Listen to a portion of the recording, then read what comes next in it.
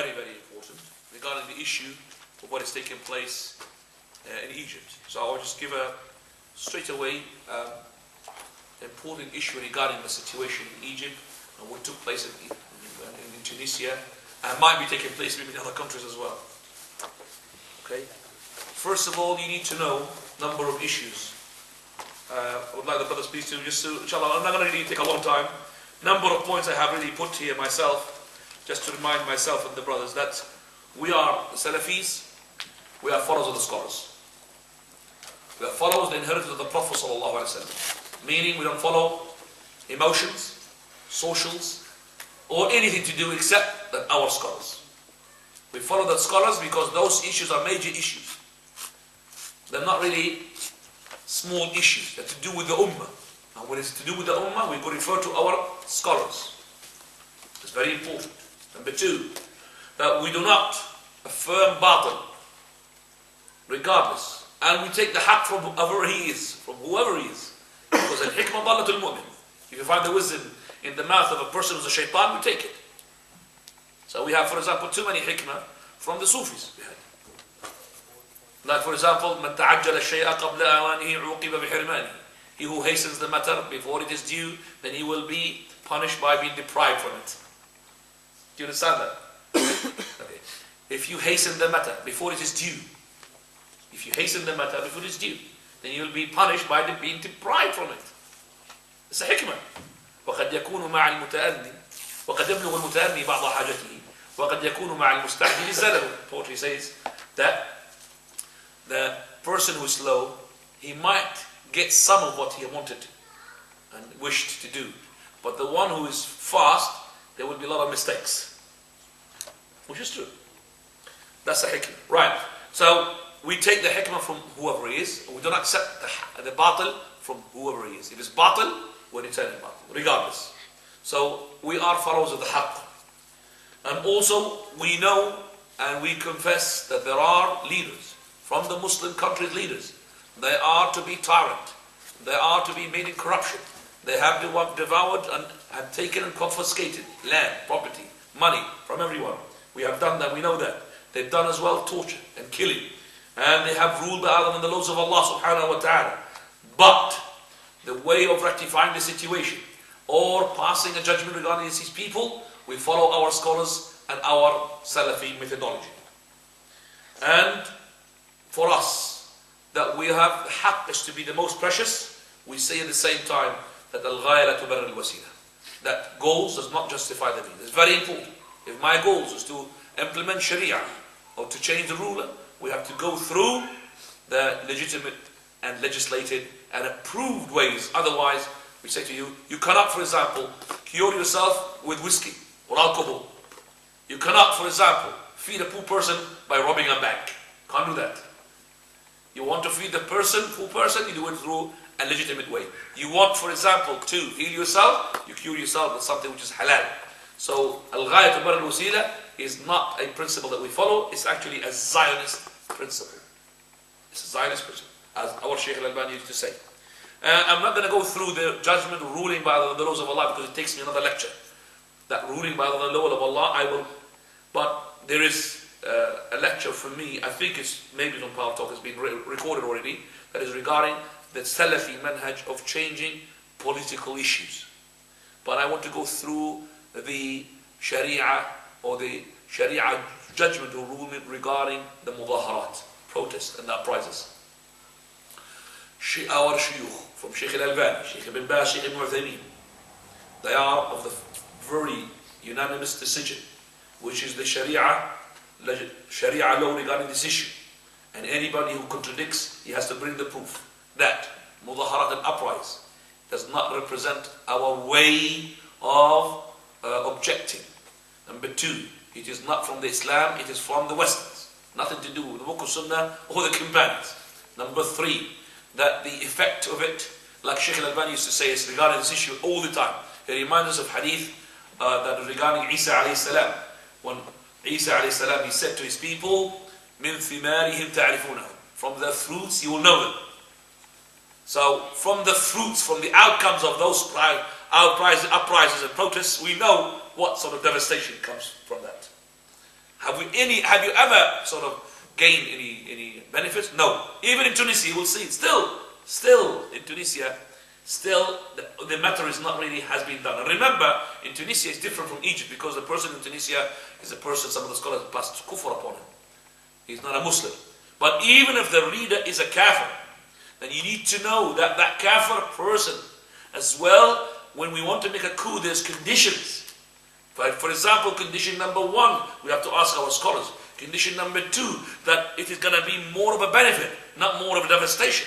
If it's going to be devastation, we don't make the coup. Number 3, we have to make sure that it is kufr bawah, something which is a clear-cut kufr from Allah. We have a proof that this is kufr. It prevents you from praying. It prevents you from taking hijab. It prevents you from, for example, doing your ibadah to Allah subhanahu wa ta'ala. Number 4, regarding the issue of the coup, that it has to be prepared. If you don't prepare it, what's the point? So you can't just face the tank with your chest, or you face the gunch, okay, with your skin. You can't do that. Huh? You have to prepare for it. Otherwise, Allah subhanahu wa ta'ala described those people who did not go with the Prophet sallallahu alaihi wasallam in Tabuk as to be those munafiqun. وَلَوْ أَرَادُوا الْخُرُوجِ لَأَعَدُّوا لَهُ عُدَّةً. If they wanted really to go with the Prophet of Allah and fight, they would have prepared themselves. They've got the guns, not their swords, their camels. They haven't done anything of that. So those people just simply goes from the street, from the house to the street and ho, ho, ho and shouting, and he thinks he's, fighting or objecting. Have you seen women on top of the shoulders of men? MashaAllah. Well, shoulders of men and making a protest. What sort of estate they want? What sort of, rule and judgment? What they are objecting about? I want to know. They want Islamic rule? There's not Islamic rule. There was rock and roll in that liberation, the Tahrir in Egypt. Rock and roll, Just to amuse the people because the people got bored. Okay? So what do they want? What is it they're after? What they are after? Who is the one who is really running the show there? I want to know. Who's running the show? I don't know. Who is the person who's going to lead after Hosni Mubarak? I know Hosni Mubarak is letting me to pray at least in the masajid. But I don't know if that person is going to come after him, is going to make me pray in the masajid. I don't know. This person letting the women to go outside with hijab. I don't know the person who's going to... So why should I make a coup? And that coup, all of it, against our Salafi manhaj, any person who had showed himself these days supporting such issue, then he is not from the Salafi manhaj. Finally, some of those people who are called themselves scholars, renowned to be scholars, they are not representing our manhaj of Salafi if they are supporting such an issue. The name is Qaradawi. Qaradawi is one of the one. He's not a Salafi scholar. He's not from the Salafi scholar. He never said I'm a Salafi. He is, he's representing the Ikhwanis. And he goes with the Khawarij. In anywhere there is a protest or there's an uprising, he's the one to boast about it. He's the one to champion it. I don't know why, but I remember the Sheikh Al-Albani when he was going to ask him regarding a fatwa that he made those days, he said, "Aqridhu an majlisi." Take him away. Don't mention his name in my presence, please. He said, I don't know that this man, before he dies, he might make a fatwa that will take him outside the fold of Islam. That's his own words, the Sheikh. And he had said, fatwa, you will not believe it. It's a fatwa, if you remember, I don't know if you heard about this fatwa, which is that if a woman, she had embraced Islam and her husband still a non-Muslim, we don't really ask her to separate from him. She could stay with him. أَفَنَجْعَلُ الْمُسْلِمِينَ كَالْمُجْرِمِينَ مَا لَكُمْ كَيْفَ تَحْكُمُونَ. Allah subhanahu وَلَنْ نَجْعَلَ لِلْكَافِرِينَ عَلَى الْمُؤْمِنِينَ سَبِيلًا. Allah will never make the rule an upper word for the kafir upon the Muslim. So the husband is a kafir and the woman, she says a Muslim, then there is no separation. Where is Allah subhanahu wa ta'ala when he says they are not lawful to them and they are not lawful to them, by vice versa? Okay? Surah Al-Mumtahina. So we know that this fatwa is against the consensus of the scholars. Not only that, a number of fatwa. When Allah subhanahu wa ta'ala, he said that if Allah, it was to do with the elections, when Hosni Mubarak and Hafez al-Assad, they got 99%, which is a lie. Maybe it's a lie. Okay, we say it's a lie of the election, 99%. He said, well, this is a joke, this is hilarious. If Allah was to come down and to put himself as a candidate, he will not get the same result. Sheikh Ibn Uthaymeen was asked regarding these words, and he didn't say to him, it's Al-Qaradawi who had said that. He didn't say it. He said, this person said that, so what should he do? He said, he should make a istitaba. La budda yustatab. The government should bring him and make him to be tawbah of what he said. He doesn't know, so Al-Qaradawi who said it. Okay? This is to be public tawbah. How can you just say that Allah is going to go down as what? As a human being? Present himself as a candidate? Well, we're Christians here. Human being. So I don't know what the person is saying, even though he doesn't mean it. But those words are kufr. Those are words of kufr. We don't say the person is kafir, but the words of kufr. Right. So that's in totality. I will tell you, I remind you brothers, please, be kunu ahlasa buyutikum. As the Shaykh al-Albani used to remind us of this hadith, when it was in the fitna of the Gulf, be the doormat of your house. Don't get indulged into the fitna.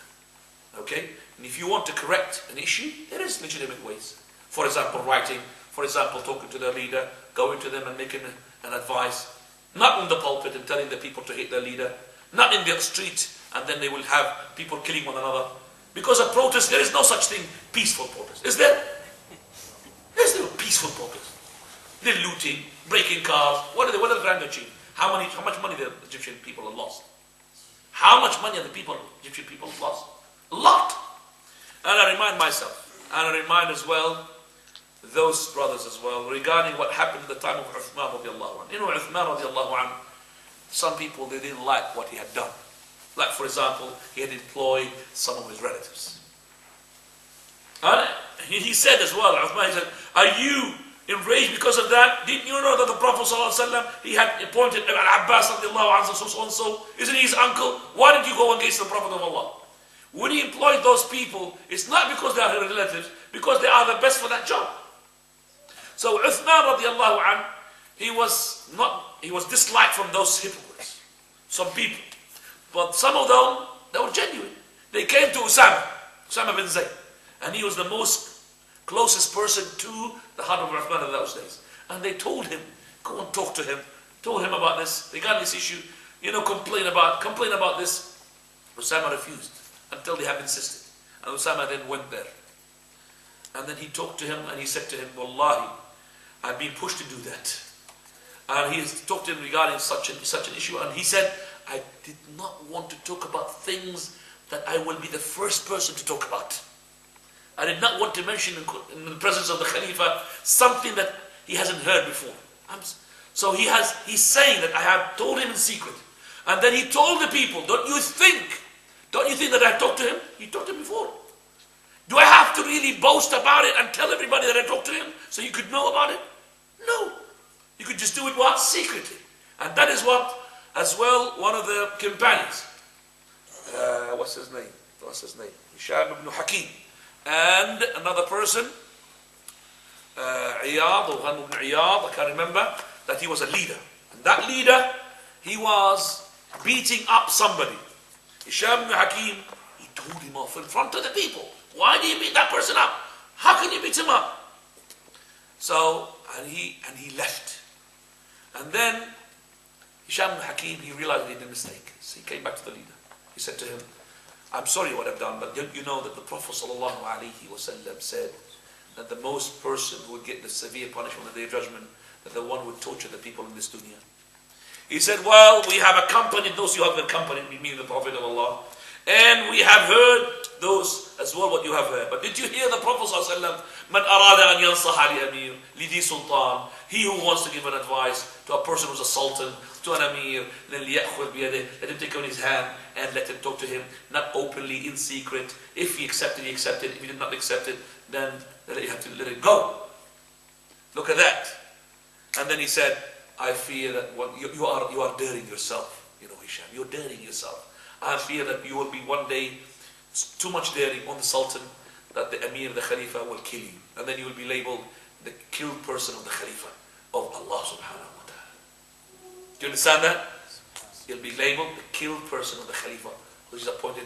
Even that khilafah was by ghalaba, like there was a coup. And that is why at the time of Al-Hajjaj, when he had circled Zubayr ibn al-Awwam radiallahu anhu in Medina, and he wanted to take the leadership from him, Abdullah ibn Zubayr. Ibn Umar radiallahu anhu was waiting who's going to take the leadership, so he was giving the pledge. Do you understand that? Al-Ghalaba, who's going to be this or that, he would give him the leader. So even that person took it by power, took it by no good means. He will be sin against Allah, but I have to as well obey to that leader. As long as he makes me to pray, even if he lashes my back, even if he takes my money, property, as long as he leaves me to pray, and alhamdulillah. If he doesn't leave me to pray, if he is doing kufr, then there is another step of doing that with the 4 conditions that we have mentioned before. Do you have any questions?